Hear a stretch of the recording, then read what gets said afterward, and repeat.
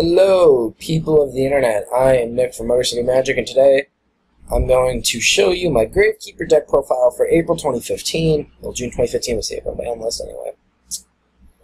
Oh my god, can I go through one of these damn deck profiles? I'm yawning. I'm sorry for all the Yu-Gi-Oh! Deck profiles. Magic has been really not on my radar since my swim season started. And I've had Friday practices, so I haven't had enough time to go to Magic and get my decks done. I'm still playing Blue-Black Control and Mono-Black Devotion, Jeskai Sensi combo. Maybe I can get some online game of those getting up here pretty soon, but I don't know. It depends on how the screen recorder works. But for now, this is the Gravekeeper deck that I'm working on. It's pretty solid. Not many bad matchups for Gravekeepers. Really, the only way it loses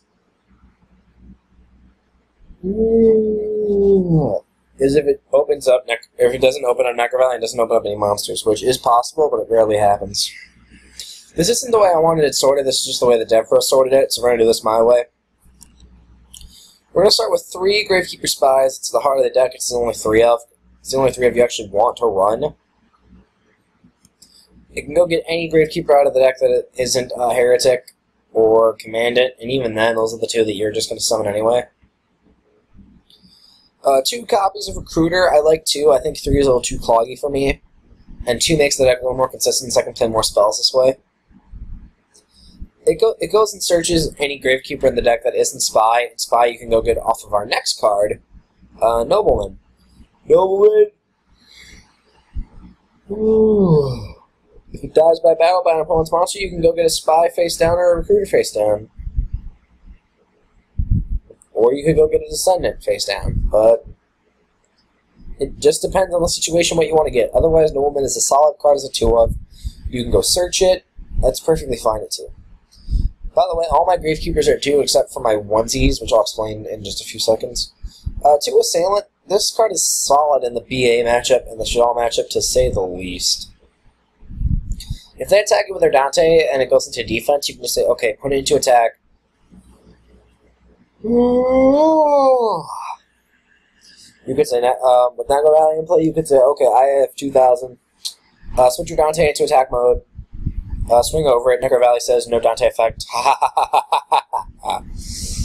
So yeah, Assailant's kind of broken. 2 Commandant. This goes against Necro Valley, and mid to late game, you can summon it as a 21 beater to finish the job. 2 Descendant, because why did they not make this card once per turn? That's my thing. You can do this multiple times a turn. This card is busted, like no joke. I've been able to send Recruiter and Spy to the Grave to blow up 2 cards on my opponent's field. And I can summon a second Descendant and send the other one and just go ham. This deck can go ham so easily. We're on to what-ifs now. We're on to 1 Spear Soldier. Some of you are going to think I'm a crazy motherfucker for this card, or just think, wow, you're a fucking noob. But the thing is, this card is really good against Ghost Tricks, Battery Man, and Shadals, especially Shadals. And Shadals, for their first few turns, all they're doing is monster defense, monster defense, monster defense. And then you slam it. Let's just say that they said a Falco. You attack into it with this with Necro Valley in play. They take Piercing 600, and then Necro Valley says, no, Falco, you can't special summon, so. That's why I think 1 Spear Soldier is a good tech. You guys can change it and make it whatever you want. That's just what I'm playing, because I think it's a really good card. 1 Heretic. I don't know why this has to be affected by Necro Valley 2. I don't know why it does that, but it's just an 1800 beater you can use, and the fact that it's also unaffected by Swords of Revealing Light, Threatening Roar. Swords of Revealing Light, Threatening Roar, anything that just can stop your battle phase, this can get through. And then the last Gravekeeper in the deck is Shaman. It protects Necro Valley so well. Like, you can just sit on this bitch's ass. Especially you can summon her from Spy. And with Necro Valley in play, not only does it protect her, she's going to gain attack points. And then, if your graveyard's full of stuff, she's going to gain defense points. Like, she is a really, really good card. And I would say if you're going to take her out of the main deck for something else like Kaiser, Cider. She's really relevant in the most destruction matchups like Harpies and Mermails, where they just want to blow up your stuff. And then the last monster in the deck is Thunder King Ryo.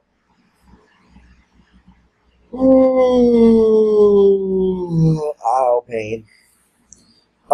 It's a staple. The card's just really good. I don't know why people don't play this card. It's broken.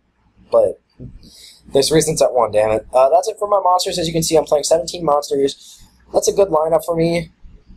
I don't really think there's anything else needed. Onto the spells, we have Triple Necro Valley. It's the boss card of the deck. It's what makes the deck good. If Necro Valley didn't exist, Gravekeepers wouldn't exist. The card, I don't know how to explain it. It's broken as shit.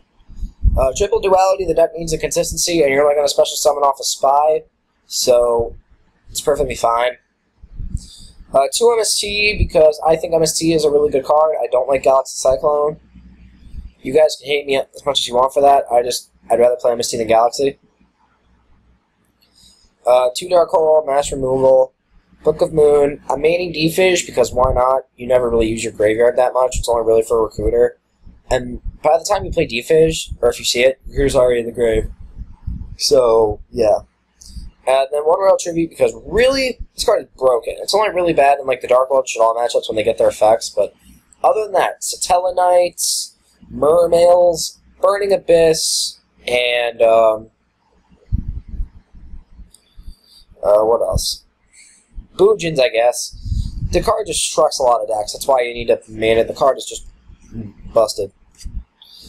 That's it for my spell lineup. Not really anything has changed with it. Still pretty good. Onto my traps, we have 2 Imperial Tomb and 2 Dark Bribe. You guys are going to think I'm an idiot, but you know, the fact that I'm running 16 Gravekeeper monsters, Imperial Tomb is live most of the time. I don't want to play 3 because it gets insanely cloggy. And if I did play 3, I'd have to play more of a control deck.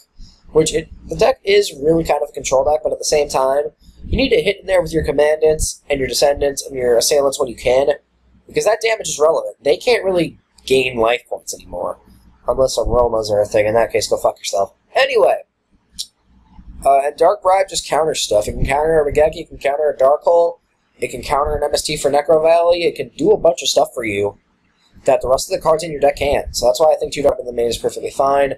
If you disagree with me, take it out. I don't really give a fuck.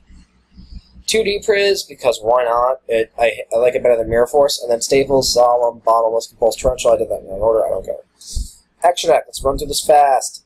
Staples are Rhapsody, Cowboy, Dweller, 2 Chains, Exciton Knight, Castel, 101, Ragna Zero. The special ones are Maelstrom, because it's a wall. Roach, because should also kill yourself.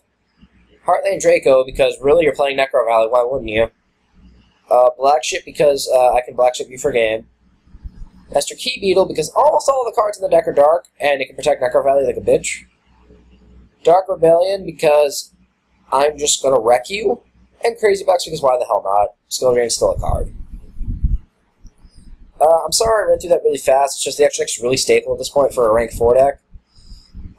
You could throw in some other cards too if you wanted, like some rank 3s like Zen Mines and Alucard. You don't really have to. The deck has enough removal, in my opinion, since you have the MSTs and your monsters can swing over things. But if you disagree, feel free to make the extra deck anything that you like. Onto my side, we have a 2nd Spear Soldier for Battery Man and the Shaddoll matchups. 1 Watcher, because seriously, don't lose to Dark Worlds. Like, really, just don't. Triple Soul Release, I know you guys are going to think I'm an idiot, so it's like, well, fucking Necro Valley, you can't banish, so why would you run it? The thing is, you do this first, then you activate Necro Valley.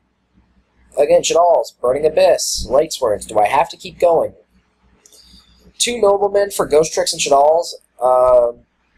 Really Shaddolls, because Falco go die. 3rd MST, staple. Double Threatening Roar. This is against the OTK decks in the format. You know, you're trying to stall so you can make a board presence. You're not really trying to kill them on turn 2. You just want the ability to play a really long game, and Threatening Roar helps you do that by saying, fuck your shit. Again, Ritual Beast, Satella Knights, Battery Man, any of the fast OTK decks that you have a problem with, game 1, slide in a couple of Threatening Roars, and boom, you're safe. Discord, because Yang Zings go die. This is my tech card. Disagree with it all you want. I'm sorry there are no Mind Crushers in here. I don't have them. I wish I did. Double Chaos Trap Hole, because Burning Abyss, Shaddolls, Light Swords, Necros a little bit, because you knew Manju and Sanju. That's another thing I forgot to mention, which is this deck is really good against Necros. Like, you have no idea. The fact that they can't banish for their mirrors, and the fact that they can't do anything relevant is hilarious.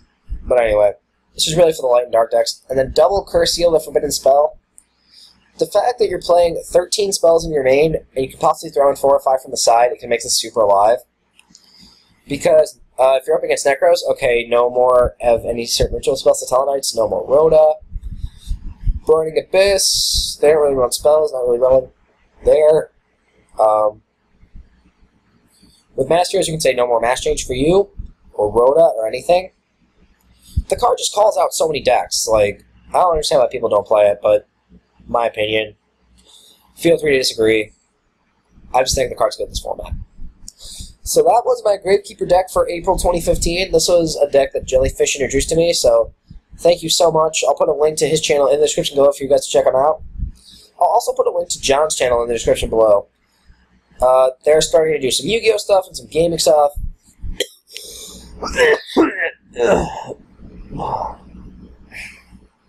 Sorry about that.